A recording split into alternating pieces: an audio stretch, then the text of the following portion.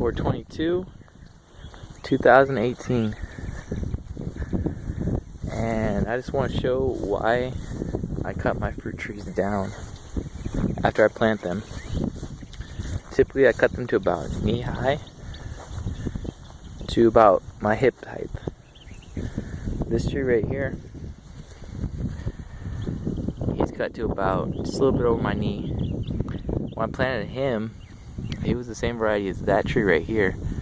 That tree actually had some growth on it. This guy looked like he was dead. But now that I cut him down, you can see he's got a lot of new growth on him. And even you can see trees like this one right here that was struggling, that has quite a bit of new little shoots on him. I mean, occasionally you get the ones that just don't work out. Like this guy right here, he's got quite a bit of growth on him, but it's all really low on him. And he is got plenty of dead space there at the top. It just has nothing growing right now. He still might have something come out on later, but as of right now, I don't have anything growing on him. And you also have things like this guy right here, who was he was struggling to begin with, and I planted him. I cut him down. This area right in here is about knee height, and he looks like, you know, you can see how these right here are dead. He had a few shoots that were starting to push out, and they kind of died off. I get your focus right there. And even this branch is now dead too, so he's kind of died back.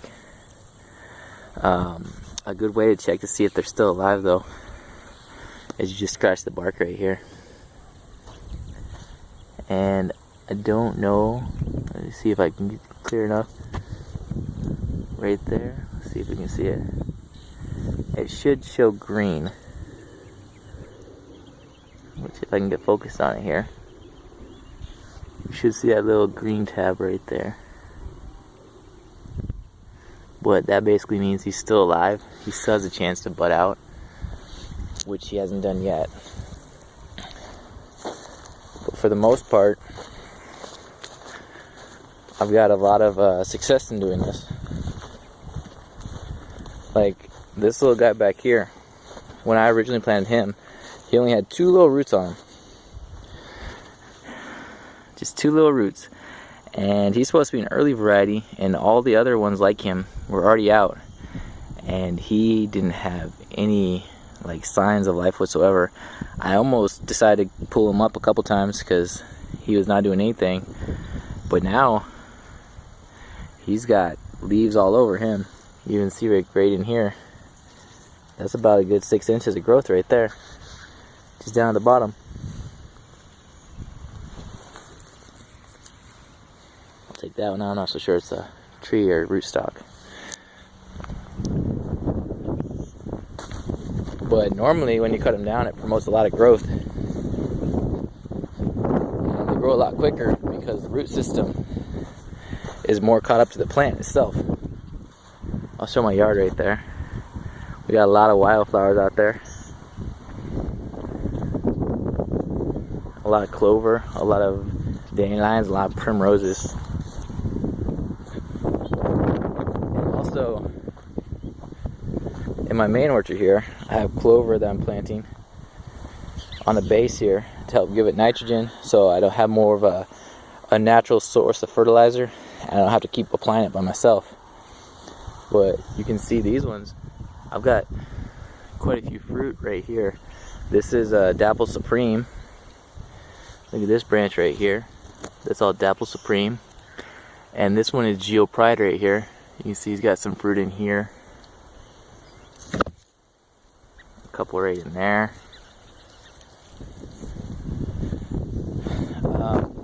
Nothing really from these few right here. The trees are all getting really big, and it's really cool because it kind of creates like a shaded type of area where all the trees basically shade each other. They shade each other's roots. I got a few peaches here. You can see that's like 5 peaches right there. This is June Gold. And I have some over here on my Lorraine also. You can see there's a couple peaches right there.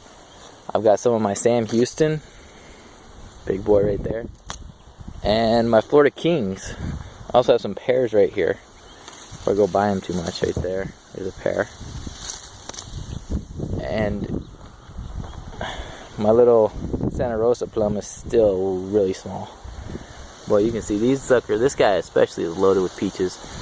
And they shouldn't be too much longer before they start to get ripe here. You can see it's a pretty big peach right there. In the back. This guy always produces a lot of peaches. And this guy produces like, same variety. It's also Florida King. But this one produces better flavored peaches. And he only had 3 peaches on him. 2 right down in here. You can get in there. So those 2 and this one right here. This guy has a bunch on him. And then I've got a lot of Flavor Grenade Pluots on here too. Kind of hard to see because they tend to blend in.